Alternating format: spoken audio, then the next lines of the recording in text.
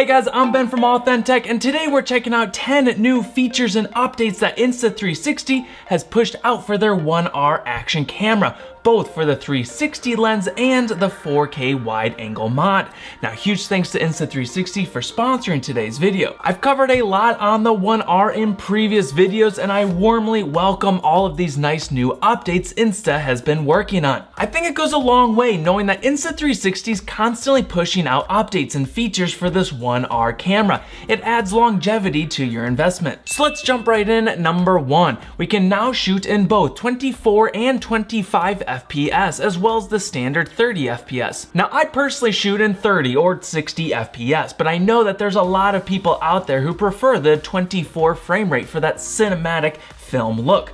So this is a great addition to see for all those people. Plus, the 25 FPS is for all those folks across the pond who are using PAL format. I'm over here in the States, so I'm sticking with the 30 FPS NTSC. Also, on the note of cinematic shooting, we can export our clips in a new cinematic aspect ratio of 2:3:5:1.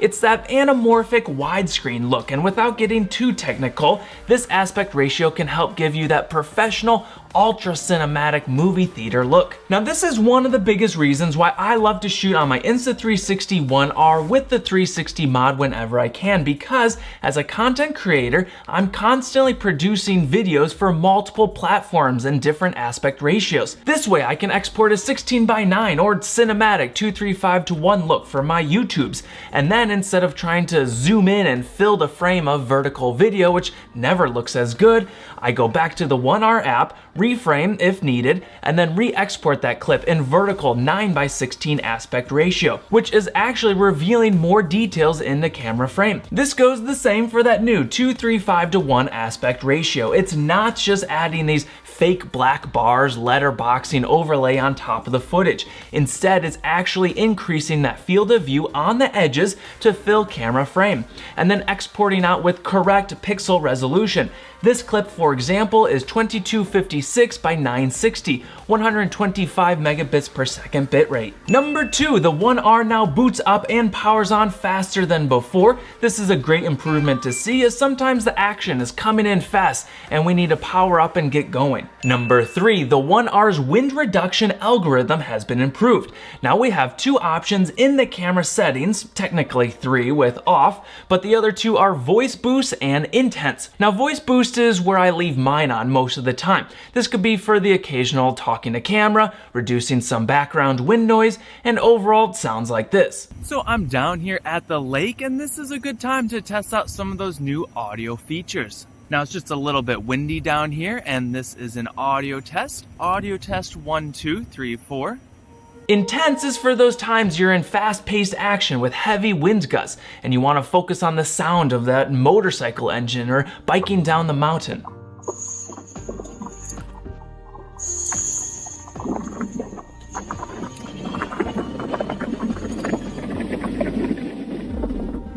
And let's not forget, for $10 we can get their mic adapter, which allows us to hook up almost any third-party microphone system, like this Rode Wireless Go that I'm using right now. It's super small and lightweight, and it'll really up your video and audio quality game.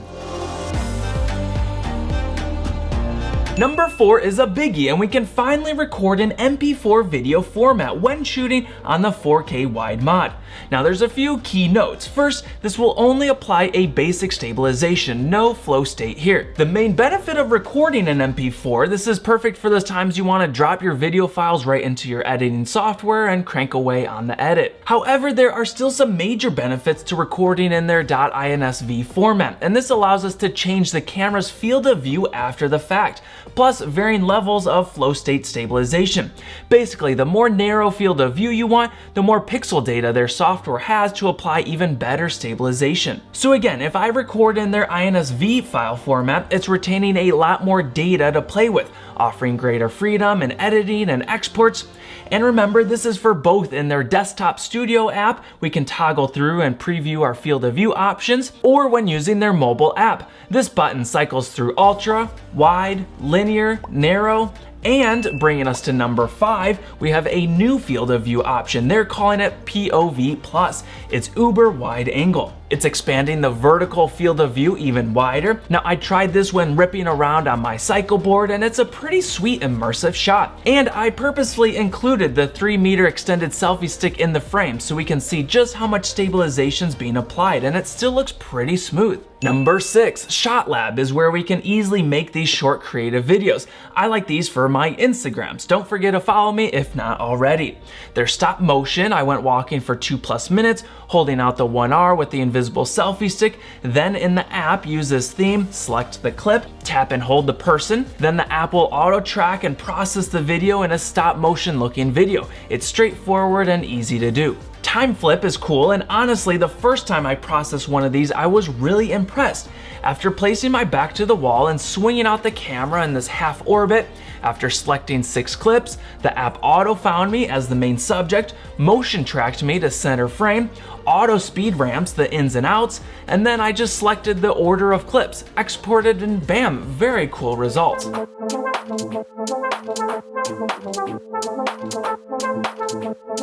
Auto time shift is like creating auto hyperlapses with dynamic speed ramping at different points of interest.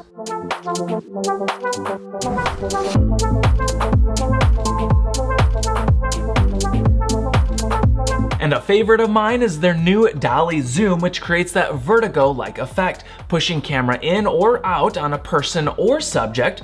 It's easy to highlight and motion track in the app while reversing the zoom motion, and again, these are fun to loop and post on the TikToks and Twitters. The next few features and updates have come to their desktop studio app, which I've always thought was a little behind their mobile app in terms of features, but it's nice to see improvements and development here. Number 7 is auto frame, and this is for when we're shooting in 360 and maybe you don't want to skim and edit through all your footage. After clicking the auto frame icon, it uses their image recognition to analyze the footage and outputting multiple clips that auto tracked and framed different directions and subjects. We can then preview each of these clips, selecting the ones that we like the most, and then batch export them into separate video files. This could be a pretty easy way for people who don't have time or desire to manually keyframe or smart track and trim the clips for editing and sharing. Again, this was already in their mobile app, and it's great to see now added to their desktop studio software. Number 8, a couple more helpful tweaks and settings added, like dynamic stitching, which helps improve the invisible stitch line of the 2 lenses. And here's a nice example of the toggle off and then on, and it clearly looks much better when turned on. We also have the new toggle for chromatic calibration, which helps to eliminate the color and brightness differences between the 2 lenses. Again, I leave this one turned on as we can see it blends the 2 lenses much better. Number 9, we can adjust the speed of videos, basically the playback rate, from slow speeds like quarter or half speed, or faster for time-lapse and hyperlapse shots from 2x all the way up to 64x. Just note this affects the entire clip on exporting, so at this time we can't speed ramp specific sections of the clip, but this feature may be coming down the road. And number 10, we can now combine multiple interval photos into a video, which we used to have to use third-party software to compile these photos. The benefits for this, let's say I'm shooting interval photos as opposed to a time-lapse video. I can set the camera to capture raw images, allowing more control in editing. This will also conserve battery life, and the image resolution can be higher as well. For example, if I shoot a time-lapse video, the camera will auto-compile up to a 5.7K 360 resolution. Interval photos shoot at 6080 by 3040, allowing a bit more editing headroom. So the Insta360 ONE R just keeps getting better and better. It's great to see. Make sure you use my link down in the description to find out more info, and make sure you stick around for my upcoming Insta360 ONE R 1-inch updates video coming soon. Now until I see you next week, let's live AuthenTech.